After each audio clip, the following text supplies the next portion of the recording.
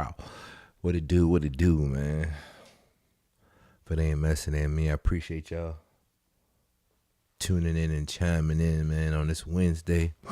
It's the one and only old Gemma, aka Gemma357, aka Gemma Worthy, aka the Gemini, aka the last 80s baby, aka the nigga you love to hate.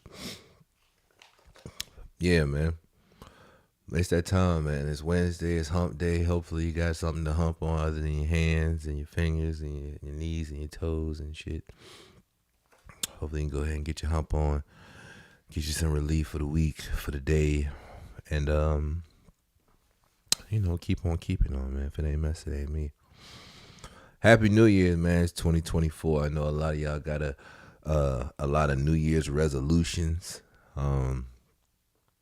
I hope that, it's 365 days in a year as far as how this time clock goes. So I honestly and truthfully hope that some of your old from 2023, you're still working on some of your old goals, trying to bring them things into fruition.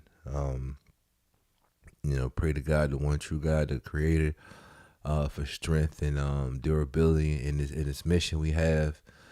But at the end of the day, you know what I mean? After you get done praying, after you get done fasting, after you get done thinking and plotting, it is up to you. It's up to you. Nobody will do it for you. God is the spirit, and he gave you the body. You are in control of your body and tapping into that supernatural extraterrestrial power to make your goals and dreams come true. A lot of different things that we have in our path that kind of throw us off a little bit. But that's part of the journey. It's tapping in. It's being focused. It's being diligent. And it's it's about getting it on.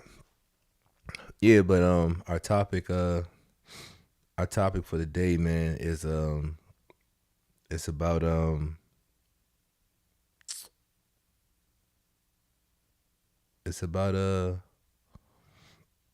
leaving something behind, man. Did I leave something behind? What do you mean, Gemma? Did I leave something behind? A lot of us have been awakened over these past couple of years to a lot of our powers. There was a hymn 500. The boys at Your Leisure, EYL. So many people, man. Forgive me for not thinking the names of my references, because about 3 years ago now, I saw a lot of these guys up and coming with a lot of information, and shout out to 85 South, shout out to Tip on Expeditiously, Carlos, all the boys, man.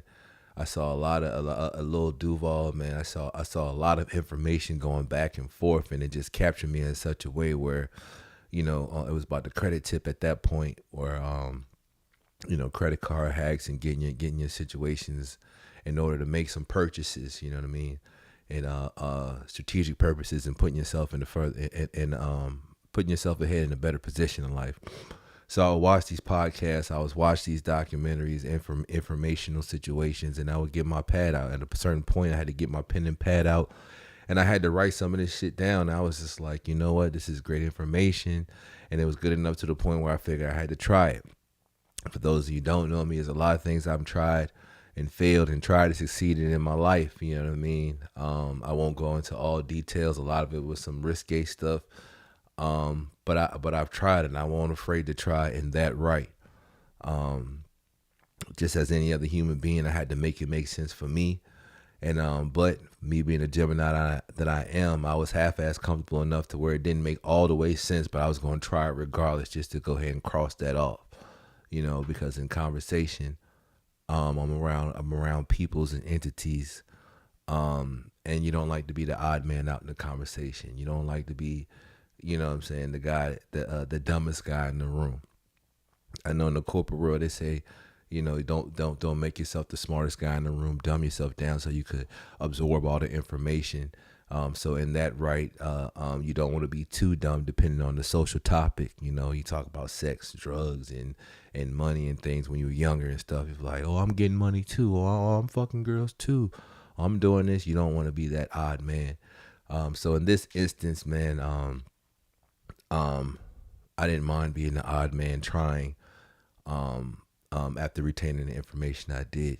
But in learning these things, just over the past recent months and weeks, I've just been looking, and things have been, coming across the algorithm. You know how the algorithm is. Once we say something out loud or whatever, it starts popping up on our phone. We start seeing different stories and reels and shorts, about the things that we've either thought or said to somebody in phone conversation or around our phone.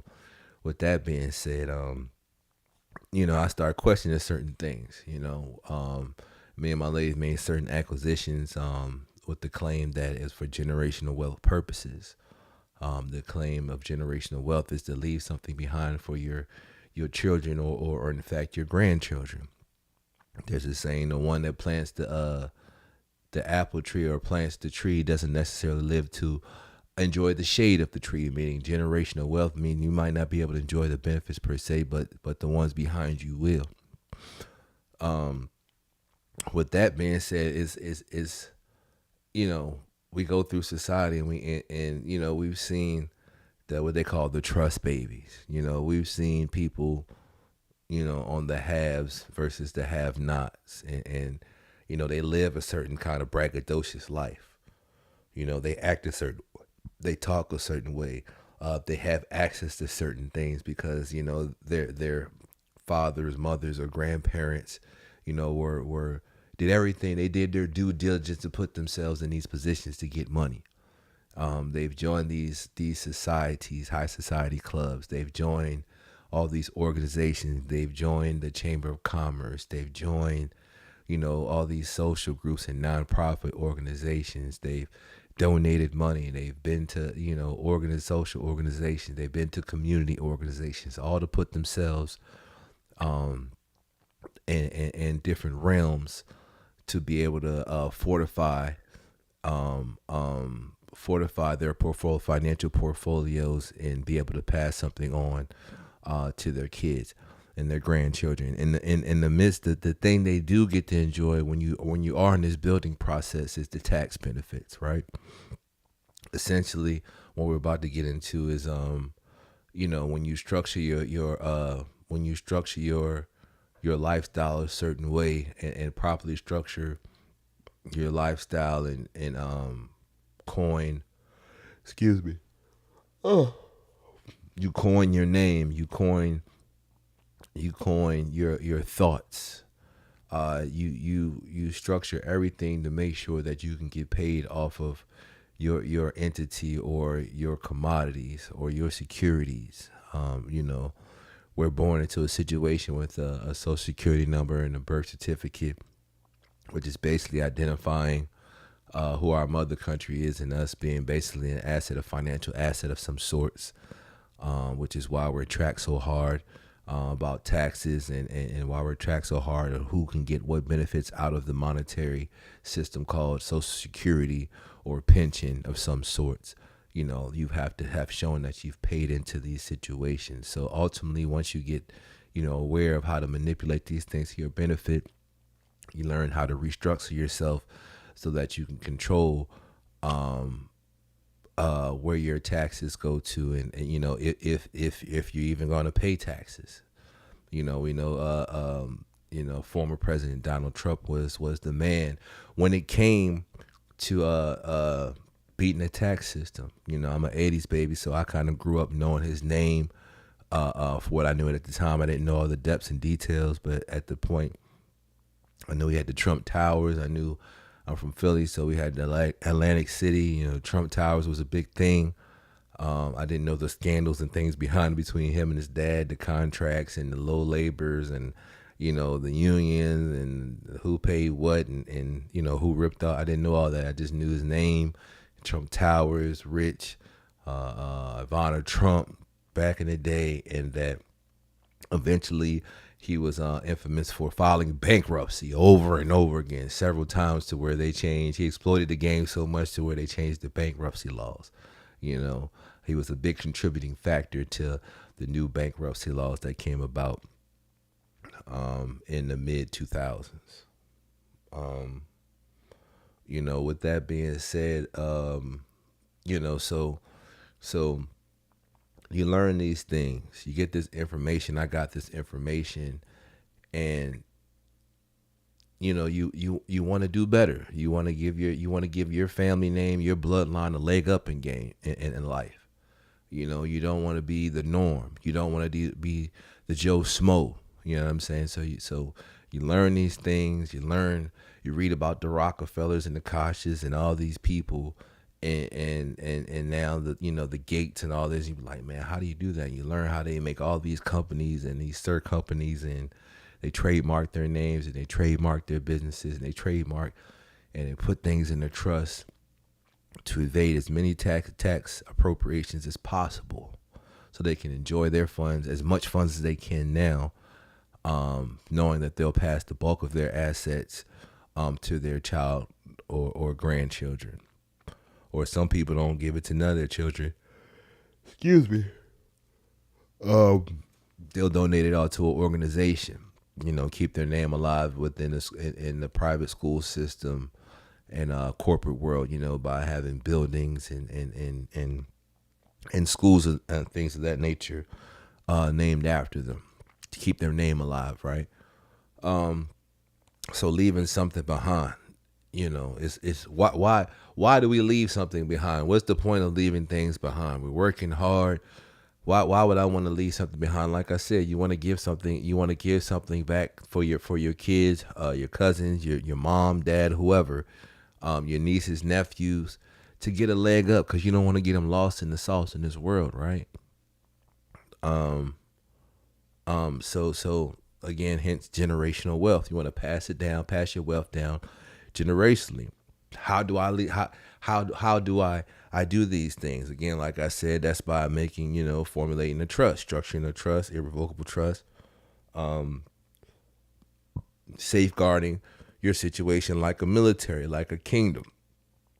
You got your castle, and then your trust situation is like your moat. Your moat, if you know what a moat is the big man-made ditch filled with water or whatever, piranhas, rocks, fire, brimstone surrounding, so people can't easily walk over and knock on your castle door.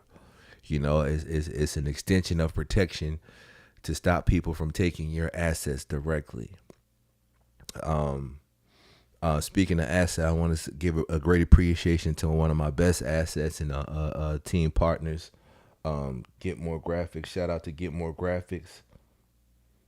Hey guys, this break is brought to you by Get More Graphics.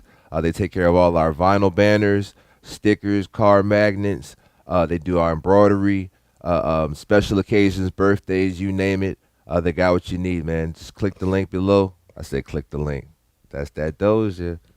Check out the link below and go holler at them, man. They'll take good care of you. Continue watching the show, and just remember, if it ain't messy, it ain't me. Shout out to Get More Graphics, man. Good value, great products, man. So again, we go ahead and we safeguard our assets to pass down to our kids. Now, here's the funny thing I've learned, which is the meat and potatoes. I'm getting right messy to it. I've been debating back and forth about this generational wealth thing, because outwardly I've been observing, because as black and brown kids, we talk about the bougie and stuck up people. Oh, you think you better than me? You got money. Oh, he got better shoes. Oh, he's in all the clubs, the chess club, the technology club, the fucking Lego club, the dance club, the play club. And we say, oh, that's gay. Oh, you a fruit cup. Oh, you a fag. We say all these things to down people who basically had a broader horizon or broader thought process, or at least their parents did, to put them and expose them to these things. Because at the end of the day, this is what the constituents of America and the international elite, they look to see. Remember cotillion? I think they still got cotillion. They're teaching your kids how to ballroom dance and things like that. They're teaching your kids how to sit in nice restaurants and eat at formal dinners and things like that. We're not raised like that in the black and brown, traditionally in the black and brown community, with the salad fork is, the shrimp fork is, the soup spoon. the teaspoon, the butter knife, the steak knife. You know what I mean? All these things, the water glass, the wine glass, white wine, red wine. We're not traditionally taught all these things. You know what I mean? We're not traditionally taught power ties, colorful power ties, neutral. You know what I mean? We're not casual dress, ballrooms, executive. We're not traditionally taught. So a lot of these people from these backgrounds are put into these situations, and we down them. You think you bougie, you think you better than us, and to a point for conversation purpose, they're exposed to more, which makes them being exposed to more does put them in a better category of better than us. You know what I mean? It puts them in a category of being thrusted farther ahead to be in better financial positions for themselves. You know what I mean? If you're in a better financial position for yourself as a child, your parents, they're alleviated. They're less stressed out. My child is good. My son is good. My daughter's good. They're not asking me for shit at the end of the day. That's what you want to do. That's why you put them in all these programs. That's why you teach them poetry. That's why you teach them to read books. I want you to read at least 1 book a week. You know what I mean? 48 books a year. You teach your kids to expound and expand on their literary compensation, and their knowledge. You put your kids in these situations. So again, why you're doing this is the better hopes for them to understand how this world works. It's for better hopes for them to understand how money works, right? It's for better hopes for them to understand their parents' sweat equity, the things and sacrifices that they've done to put them to try to put their kids ahead. Now, most of the kids, again, as we know that we talked about, and why they're doing the cotillion, why they learn about formal dances, learn about formal dinners, they're reading all this literature, learning about astrology, they're learning about the sciences and musical arts and all this stuff. Most of them end up goddamn tooting their nose, got access to money, drugs, all kinds of stuff. You know what I'm saying? They're also the first ones because a lot of them are overwhelmed by the amount of pressure that their parents are putting on them to retain and acquire so much knowledge and information in a short amount of time. You know what I mean? Because when they advance from high school, it's like, okay, you're either going to take over the family business or you're going to go ahead and further you in school. So if you're not going to maintain the family business, you're going to be the one to take the family business to the next level, right? So they put these pressures on these children. They instill these principles to let them know the importance of generational wealth, to let them know how they're able to access certain things, to let them know, hey, if you still want the good shoes, if you still want the drop top Camaro, if you still want the drop top Mustang, back in my day, Chrysler had the LeBaron. I always wanted me a goddamn LeBaron. You know what I'm saying? I was always too big. I was a big dude. You know what I mean? So I couldn't quite get the LeBaron. I couldn't get the Volkswagen Rabbit. You know what I'm saying? I couldn't get all that. I was a big guy. Excuse me, but those parents put their children in all these situations to either maintain what they currently have as a family business or their portfolio, or to go ahead and get them in a higher learning scenario so they can go ahead and elevate the portfolio, elevate their business, change the trajectory of their family assets and wealth for the good of everybody else. But the problem that we've noticed with all these trust babies and all these people that were exposed to such information, they normally end up blowing it sooner than later, right? They normally end up blowing it. So the statistics kind of I surface knew it. I'm getting a little clean. I know I'm normally messy, so I do a little research now. You know what I'm saying? So at the end of the day, this was off of time. It says 70% of American families lose their generational wealth by the second generation. So I'm gonna break that down. I'm gonna repeat myself, right? I said all that. I drummed all that up. 70% of American families lose their generational wealth by second generation. What that means is my kids, if I go ahead and put some work in and build a fortune, if you will, for my kids. It says they have a high tendency of, you know, killing damn near all of the money and assets, right? It says after that, 90% overall. So we went from the 100% we went to 70%. 70% second generation, my kids. So 90% overall by third generation. That would mean my grandchildren. By third generation, 90% will have squandered it all. Everything I worked for, everything I done begged, borrowed, and stealed, everything, all these dances, all these handshakes, all these meetings I didn't want to go to, all these donations that I done made, all these little trips that were nice, but I really just rather go back and sit on my farm and ride in my tractor with my dog, smoke me a blunt, get drunk, have sex with the old lady. You know what I'm saying? That's what I'd rather do, but we got to go here and go there. So there's some benefits of going around and amassing this wealth, this generational wealth. You know, hopefully you get to travel. America's a big place. There's a lot of different things we haven't seen in America. So if you get to discover all the nooks and crannies of America, it's a great place to travel and discover. If you get to travel the world and join different organizations and where they have their annual or semi-annual meetings, you get to go to all these exotic places, experience these things while you are attaining your wealth to pass down from generation to generation. So you can say, I've done my job. Well done, thou good and faithful servant. That's in the Bible somewhere. That's what we want to hear on Judgment Day. Well done, thou good and faithful servant. I've given my all. I've given my last to my family. They're going to be all right.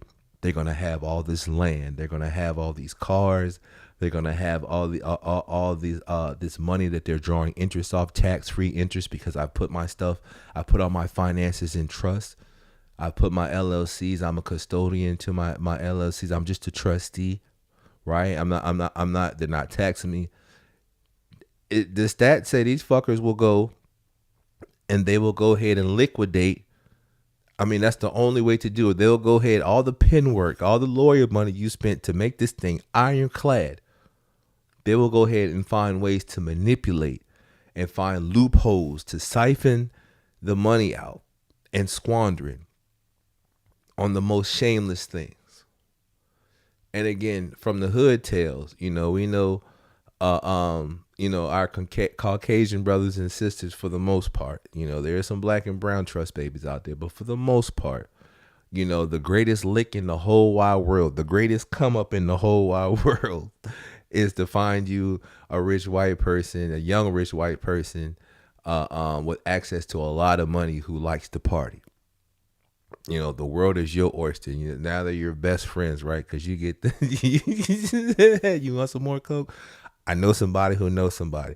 I don't necessarily need to deal with Coke. I can go ahead and get points off my man. You keep bringing buddy back. He's spending hella money. He got friends too. Now my hood man, he done got to come up. He got him a car just like that. Hell, sometimes when they get hooked real bad, hypothetically speaking, you might start having their car and take their house and stuff because they're in debt so bad because they hooked on these drugs because they hate their life so much. They hate their life. They hate the generational wealth that their parents and grandparents have left to them. It's so stressful. Oh, I don't want to deal with all this money. Oh, I don't want to deal with all these assets and checking up on the house and making sure the taxes are paid or making sure, my annual fees for my trust lawyer and things are to maintain our family assets. I don't want to do it. I just want to be a regular person. Dude, I wish I could be just like you, man. I just want to be back out of the way. I wish nobody knew me. I wish my parents' name wasn't on the building. I wish my parents' name, wasn't on the hospital wing. I wish I was just they over there firing up, getting fired up every day, and we would laugh. And not me, hypothetically speaking. I'm not saying me. I'm just saying people that I may or may not have known in the former life. You would laugh at these people coming down off their pedestal, coming down in the valley from the mountaintop because they were so overwhelmed. The stats say right there, I said that to say, I'll say it again. 70% of American families lose their generational wealth by second generation. 90% overall squander all of it by the third generation. So why work so hard? The easy answer is to beat the odds, right? Because there's that 9 point something, almost basically 10% gap. There's that 10% of all those people and families that maintain the work that their parents and grandparents have done. They maintain and make sure the trust is still intact. They maintain and make sure that the trademarks are still intact, and copyrights are still intact. That they're licensing and basically renting off to companies and entities because their family has built such a brand behind their family name. Their family name means something in some kind of industry section in the industry, whether it be film or music or the arts. Their family name means something that gave them access to all these things that the regular average Joe people, the lower class, middle to lower class people would die to have the opportunity for. But these people, 90% overall by third generation, squander it all because they can't handle it. There's only a few of them at the top. They say it's lonely at the top, right? This is what some of us are working towards, what some of me and my people right now say we're working towards, to amass a foundation and leave it to our kids and our grandkids. I was talking to my partner the other day. He was like, man, I want to reinstill those traditions, because we talked before, a lot of traditions from the 80s, 80s, we wanted to break the mold because it's like, man, we want to do our own thing. We don't like how those traditions were implemented, but we still want traditions.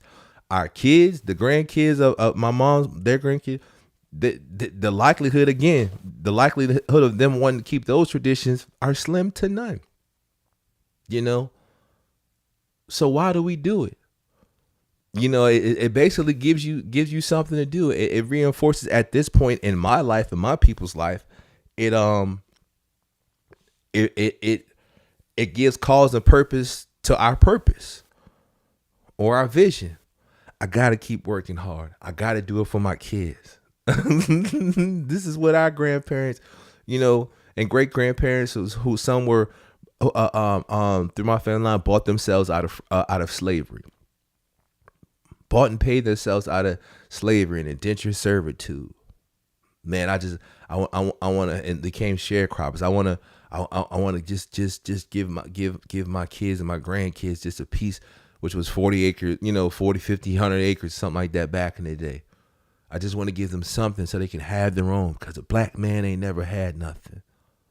I don't never want my kids to be a slave or be subpar to a white man. That's what our people were saying. Working so hard. Generation after generation after generation to give our kids, their kids and grandkids and great grandkids a leg up. But statistics say, and now to that point, I've seen it in the black and brown community. I've seen it in the black or brown community. My big cousin, his family, they had hundreds of acres. I found out, and that was from his daddy's side. I found out from our mutual grandfather, the Charles side, we had 100 some acres at one point in time that, like many black people, were swindled out of their land at some point in time. They were swindled and cheated so they would have nothing to pass down, that they would still be struggling low man on totem pole. They swindled them so another a white family would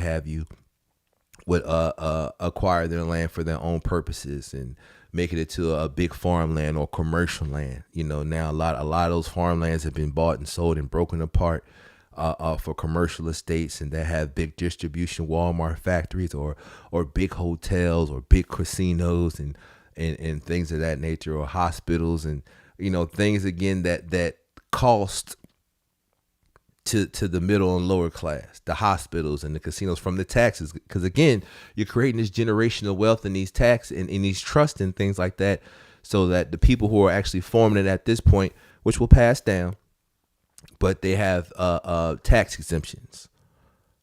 So while they're building and going through these things, they don't have to deal with the plight of earning and still paying taxes. And they generously raise taxes annually. Year after year, vote after vote, they raise these taxes. So that's on our side. But my cousin, they had 300, almost 400 acres, and their family, they fight tooth and nail tooth and nail. And then most of the people don't even want to do nothing with the land. They don't want to do nothing with the land. But it makes for a great story. Oh, I'm building this for my family. Oh man. All the oppression we go through, all the bullshit from the police that we go through, all the snubbiness from the white people, all the snubbiness for the people that have it. This is mine. I'm gonna do it. And our own, we still destroy one another. We destroy one another and do not capitalize off of these spaces. And most of us like to stay in the slave mentality. Most of us like to stay in the low class mentality because, again, it's a two-sided coin. Most of us like to stay in that mentality because the information is too overwhelming. It's too overwhelming. Now, it's overwhelming on both sides. That's the funny part. From the lower class to information, man, I don't want to move to South Carolina. I don't want to move to upstate New York. I don't want to move to Wisconsin, Minnesota. I don't want to move to West Virginia. I don't want to move to the pits of North Carolina. I don't want to move to Alabama. It's too much. I got a life here. My life ain't really worth shit, but I'm comfortable here. I make it on a day-to-day basis. That's too much. I don't want to have to learn about none of this stuff. I don't want to have to cut down no trees. I don't want to, even though there's money in trees, I don't want to think about that. So I'm going to let it go. Right?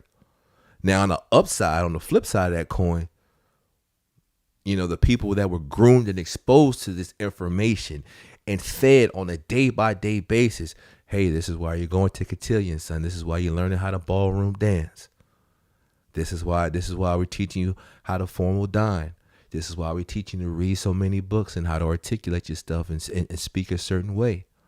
This is why we're teaching you to make sure you're groomed and smell good so you can get into these doors, so you can keep these opportunities, so you can broaden your horizon, because this is how America is held together. This is how the world is held together. This is how big business is held together. You can't be seen like this. You can't be seen like that. Now, the same people who say this shit, you can't be seen like this and send it because they're grooming these people with all this information. These are the same people with all these little sex clubs and all these little kid pedophile rings and all this shit too. So don't get it twisted, right? I'm jumping all around. I keep it messy. If it ain't messy, it ain't me. These are the same people that have withstood the pressure per se, have gotten 40, 50, 60 years old. Now they're in all these little VIP masquerade ball clubs, putting thumbs up people's butts and stuff like that, call themselves, the elite. But their kids, for whatever reason, couldn't handle the pressure. So now their papa, he's dying. He's on his deathbed. They got his will out. Jonathan, you over, this estate, Sarah Beth, you over this, you left this, Madeline, you're left this, and they're all pissed off. Why why is Jonathan over this? Why is Sarah? Damn it, Grandpa! How can we call the lawyers? How can we override this? I should have this. This is what happened. Nobody just peacefully says once Grandpa dies or once Mom and Dad. Nobody peacefully says, "Thank you, Mom and Dad. Thank you so much for your sacrifices. Thank you for leaving me with the 3 or 4 cars. Thank you for leaving me with the 300 acres. Thank you for leaving me with the stocks. Thank you for leaving me with the bearer bonds. Thank you for leaving me with the Roth IRAs. Thank you. I know it's only 100,000, but thank you so much for thinking of me. So we can go ahead, and I'm gonna go ahead because I have a book company I've been working with, and this is really gonna go ahead and reinforce my worth to the world, to where I can go ahead and make this. No one sits there and just says thank you. Everybody automatically pulls out knives, pistols, guns, and they start stabbing each other in the back. Why Jonathan get to run the business? He's an airhead. Why does Mary Beth as soon as somebody dies, the real sharks come out, and they from your own family. But the people who are working to build generational wealth, to leave something for their family. And the stats say second generation, 70% will kill. They'll watch over it. They're like circling around. They're like they'll put their hand in the dope a little bit. They'll, like, if you hustling, I'll say weed, you hustling weed, whatever. They'll go ahead. They like to play with the weed a little bit. You know what I mean? You get a couple pounds and shit. You know what I'm saying? You like to go ahead, take it out, smell it, take a little couple pictures. You roll you a couple big blunts and stuff, but you don't go too crazy. 70% they say will steward, watch it, but they still squander a nice little chunk. But by a third generation, by the grandkids of the people who left that shit, they run it all to the ground. They run it all to the ground. Remember, I said the lower class people, they say when a black or brown family, or I'll say lower class, I won't generalize it also a color situation. But when the lower class have passed down something, because truth be known, mostly it's from a light skin or a white skin situation, that these big entities, because the information wasn't privy to us for the most part. The financial knowledge wasn't passed to us. It wasn't the access. It wasn't readily accessible for us. We weren't readily groomed because we were trying to scrape and survive, generation after generation. Where, other denominations were grooming their kids. So on the lower side, they're like, man, I don't know what's going on. I don't want to have nothing to do with it. And then once they find out Papa dies, they'll come. Some say, I don't want nothing to do with it. The other ones, man, you know what? If you try to do something with it, they'll try to come and kill you. You better not touch the land. I'm thinking about doing something. What you think about doing? I don't know. I'll let you know in 10 years. Okay. Now you got the other people. They got access to it. The people died. They got their accounts just got lit. They got the keys to the Ferrari. They got the keys to the Porsches. They got the keys. They got the secure lock boxes. You know what I mean? They got the diamonds. They got the jewels. They got everything. They got the membership cards. They got the black cards. They got all this shit. They're like, it's too much. So why do it? Why do we do it? Why do we do it? Why do we work so goddamn hard to pass stuff down to our kids? And statistically, it says they're going to blow it all. Why leave them anything? They're going to blow it all. It's right there on paper. It's right there on the US, whatever the website was. It's right there. We pray, God, give us a purpose. We pray, God, lift me out of this situation. We pray, oh, God, I just want to, if I had this opportunity, I would do this. Oh, I wish my kids could have this opportunity. Your kids don't. As soon as you die, your kids, they barely talk to one another. They damn sure ain't finna talk to each other when you die. You had all these traditions of coming to mama and papa house and sitting around the tree, man. They'll spit on your goddamn grave. They wouldn't piss on you if you was on fire. I'm taking my money out, gone. Oh, well, the trust says you can't take your money. You gotta do X, Y, Z. Now they want the most book smart kid, but now they become educated, so they concentrate so much on not getting knowledge of the trust and the loopholes, so they can go ahead and break the trust or siphon all the money they can get out of it.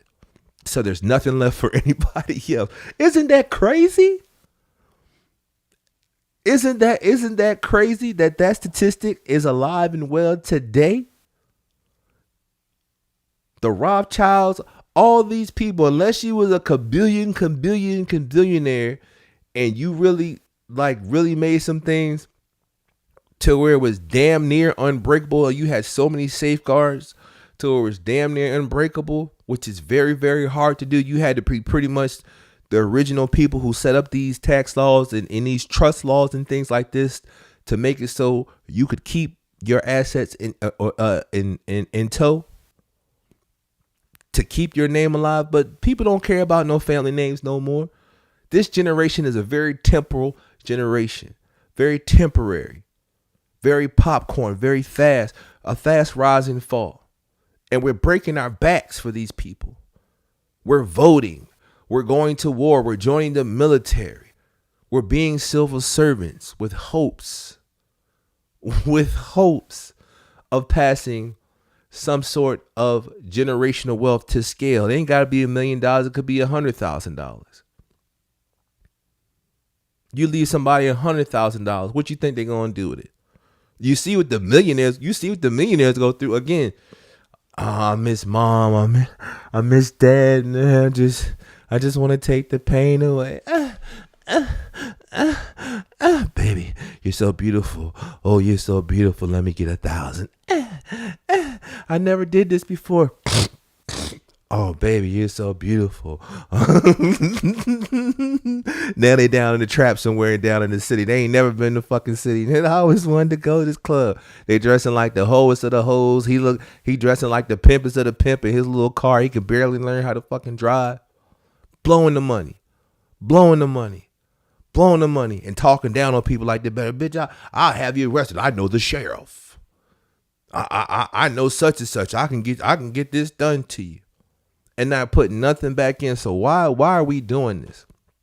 Why are we working so hard for the generation? Again, it says it somewhere in the Bible. It's a wiser but weaker generation as we go along. We get wiser but weaker. There's no that we lose dexterity. We lose strength. That means the strands pop that much faster. You know, me and my partners and colleagues talk all the time about, 60s, 70s, 80s. You know what I mean? Families were so big. Everybody had to know everybody. And as I talked about last week, evolution of life took out the necessity of communication. Technology took out the necessity of communication. Communication create a bond. When you lose communication, you lose importance, you lose the bond, things break apart fast. The average family doesn't have 8, 9, 10 kids anymore. Those are long gone. Average family, 2, 3 kids, right? What do you think the odds? Again, it says it right here on the paper. What do you think the odds are of your 2, 3 kids staying together, bonded in unison after you pass away to responsibly utilize the death benefits that you've provided for them, to responsibly foster and utilize the trust that you set up that's supposed to continue? Again, you set up these trusted businesses properly, these tax exemptions properly, so the main stress is off of them. They really don't have to do anything. All they really have to do is live off the interest. You don't have to work. You don't have to do anything. But there's a group of people who are disturbed by that. Man, I just want a regular job. I just want to be normal. I don't like being secluded. I don't like being out here in my land. I don't like being out here driving the countryside and with the top down, I don't like traveling to Bali and Maui and Kui and Bowie and all the E's and I's you can think of that people would kill. They would kill to get there. They would kill to have a moment off of work. They would kill not to have to work 3 jobs. They would trade your spot in a minute. But you trying to, man, I'd rather work the 3 jobs. This is what we working for. So it's disturbing to me. I'm not going to lie. It's disturbing to me as hell, the things that I'm working for and the land and the efforts and my blood and my sweat equity that I'm doing for my family. And the stats say overall, they're not going to want nothing to do with it. They're not going to want nothing to do with it. So should I just go and enjoy my life and then at least, if nothing else, I can educate my kids and do that much for them, right? I mean, what do you think? Is that an accurate thought process? Should we just, if nothing else, at least educate our kids about financial responsibility, financial literacy, about spirituality, recognition of God and self, and say, hey, I either got this book for you that I wrote together, some notes here, some audio tapes, some videos I put together for you just in case you want to be an entrepreneur, just in case you decide you want to figure out how to climb your corporate ladder. This pretty much applies across the board. If you do these things, you'll be successful. Whether I leave you $1 million or 1 fucking penny or nothing at all, I can leave you with this knowledge right here in this book, and you'll be on your way. I mean, that's invaluable. That's why knowledge is power. Knowledge is an invaluable situation. To me, I'd rather go ahead and do that and empower them that way. At least they're accountable. At least they're accountable at that point, right? Because they're not accountable for any.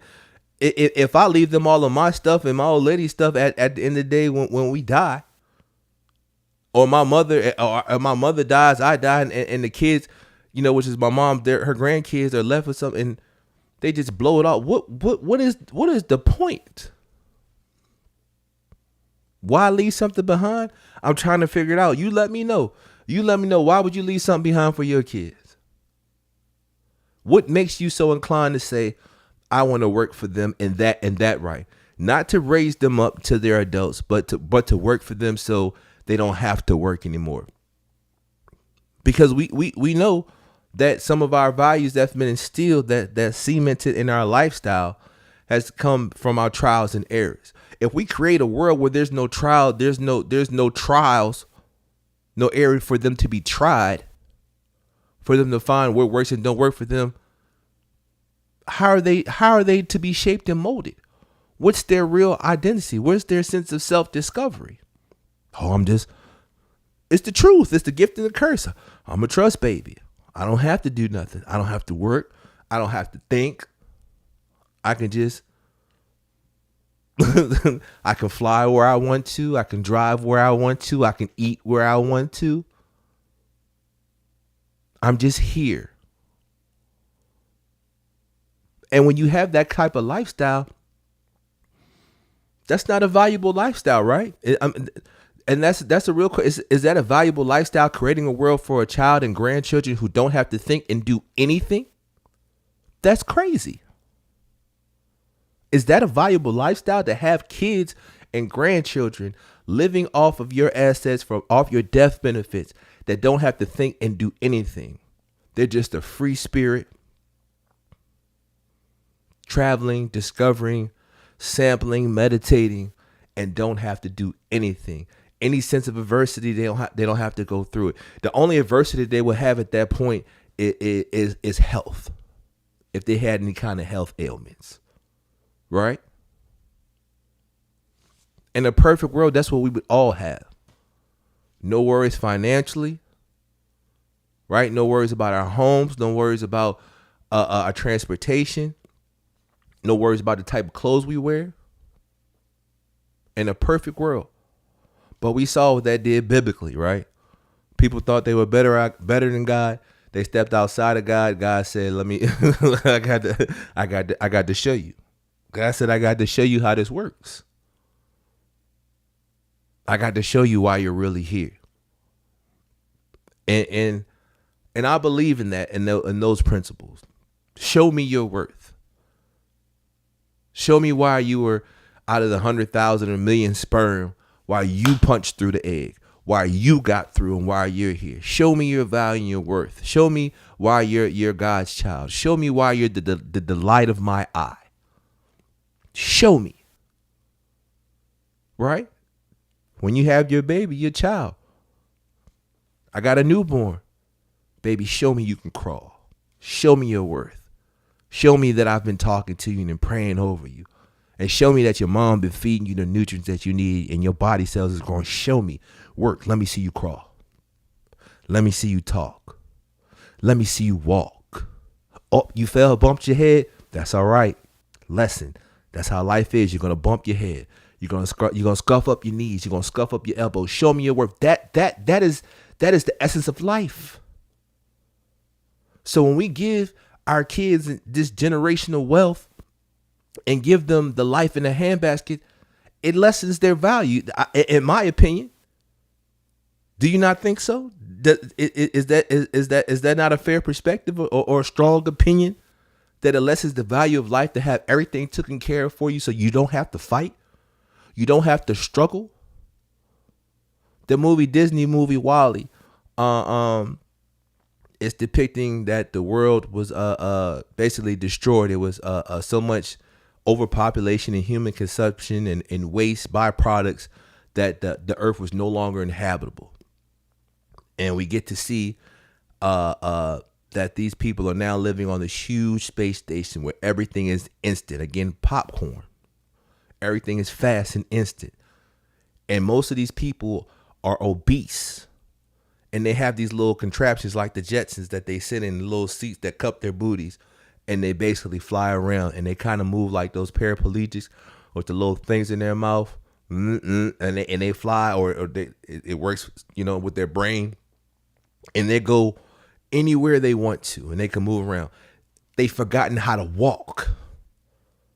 They just eat, drink, and consume whatever they want. They're fat, obese, they're lazy, they're thoughtless, they're dreamless. Whatever they can think of, they pop up on the screen on this virtual thing like we have now, these video games, these tablets, these cell phones. It pops up and they get to get entertained. And they're sitting there. And they eat, shit, sleep right there. And they roll, you know what I mean? I guess they got their little beds they roll on to, but they can't even walk. This is what our world is headed to if everybody gets this generational wealth thing, right? If everybody gets to pass down something, your child loses its essence of life. Your child loses its perspective on the value of life. Your child said, I don't have to work. I don't have to think. I barely have to protect. You don't know how to protect yourself. You don't know how to protect your family. You're just existing. Two sides of the coin. That's from people that have. Think about the people that have nots. They feel like I have nothing. I'm just here. I'm just existing. Why, God? Why am I here? I have no vision, no purpose. Then you got the people with vision and purpose who want to purposely throw away their purpose because it's like, I got it all. I got it all. That's a hell of a position to be in life, people. That's a hell of a spectrum right there. From the haves and the have-nots, because the have-nots who found out they had access to this stuff are overwhelmed with the information, who don't want anything to do with the assets that they found, the land, the money. Man, I don't want nothing to do with it. I'm fine. Just let me be. And then you have the people who were groomed and raised into all this fortune and wealth and properties and communities of people. And then their children and grandchildren say, oh, it's too much. I just want to get high. I'm just tired. I just want to be normal. But they scared to even try. Again, they rather squander it all to make sure nobody else gets it and run through all the money, wreck all the cars, crash all the planes. You know what I mean? Do all the fucking that they could possibly do. Run their dick and pussy in the dirt. Kill it all. Dude, what happened to you, man? What happened to Jonathan? Man, Jonathan's in rehab, dude. Jonathan? You mean Kent's son? Kent and Mary Agnes' son? Won't they marry? Yeah, man, he just wigged out after his parents left, dude. He just didn't. But I thought they had it. Yeah, man. Yeah, they had to sell the hospital wing, man. He ran one of the other companies, $2 million in debt, man. He had a high coke debt, man. It's like coke. Nobody gets a $2 million coke debt, man. This dude, Jonathan used to party, bro.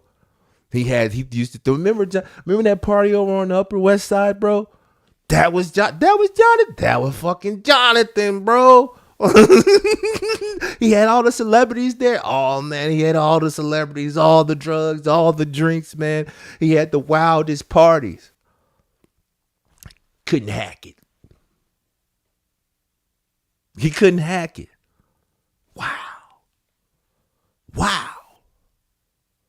Man, if I had that shot, man, if I had that opportunity, man, I'll tell you what I'd do. Bullshit. It's an endless circle. But again, it's the revolving surface of the circle of the have-nots, and those with purpose and those without purpose. And you may fulfill your purpose. You may. I'm gonna leave. I'm gonna pay off this house. I'm gonna pay off this 20, 30-year mortgage early. I'm gonna put this house in a trust so my kids don't have to pay the taxes on it when I die. I'm gonna put this. You do all that, and as soon your body don't even drop in the fucking ground. Let's sell it. I want to sell it. Me and my husband, me and Tyreek want to move to Seattle. We don't want to stay in Virginia anymore. we don't want to stay in. No, he wants to be a pilot in the Navy or the fucking Army. He wanted to no, because Tyreek came up differently and he don't like trust babies. And he dating your daughter and your granddaughter, and she's a beautiful girl. But Tyreek, from his background, coming from, lower middle class, and him being a survivor that he's been, he doesn't appreciate, that she doesn't have to do anything. He doesn't appreciate that she's spoiled. He doesn't appreciate that she's had all this formal training and all this financial awareness, and that she has the best chakra and zen, and she has the best pH balance, and she's never been burnt. She's never been through anything. Tyreek is a stand-up guy. Tyreek survived the streets. Tyreek survived, he survived working at McDonald's, the 24-hour McDonald's in Southside. You know what I mean? Tyreek went so when your daughter Melissa, or when your daughter Shanae, comes around with this perfect credit, and because she happened to be at this club and met Tyreek. You know what I mean? She happened to go to the club in the city that night, and Tyreek excited her. He excited her. He had, he had the swag, he had the drip, he had that look in his eyes, he had the eye of the fucking tiger. Goddamn, she ready to give him the panties. Goddamn, had him at hello. Huh? But Tyreek gets to know Shanae. And he's like, baby, I love you, but you spoiled. This ain't me. That's you. You come from that lifestyle. If you really down for me, baby, leave all this shit behind.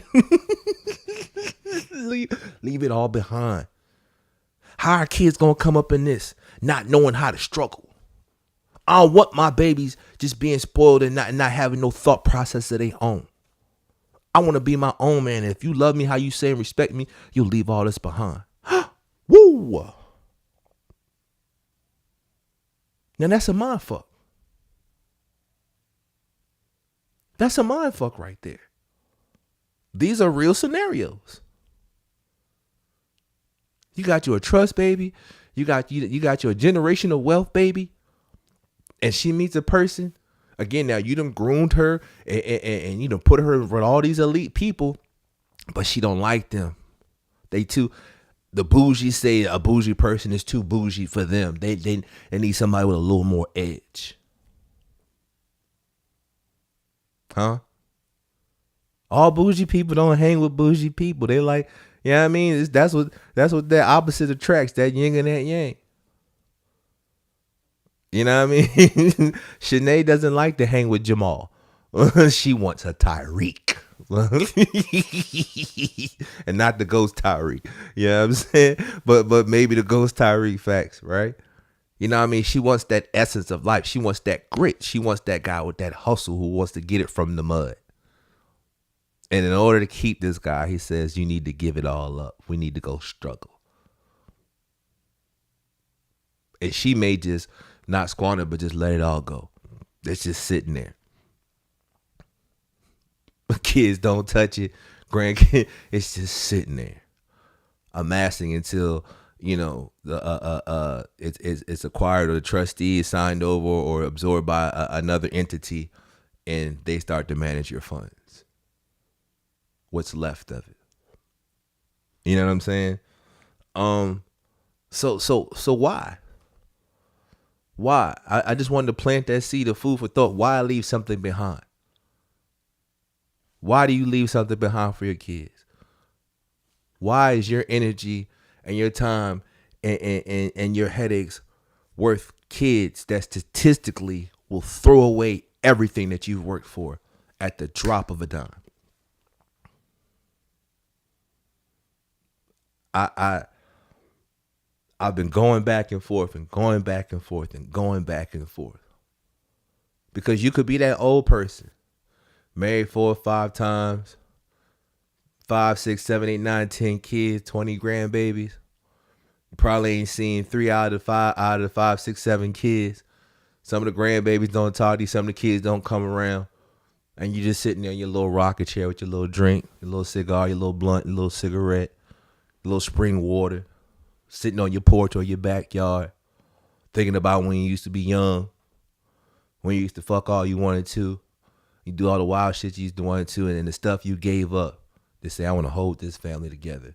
I want to work for this family. I want to give my all to this family. Only have this family.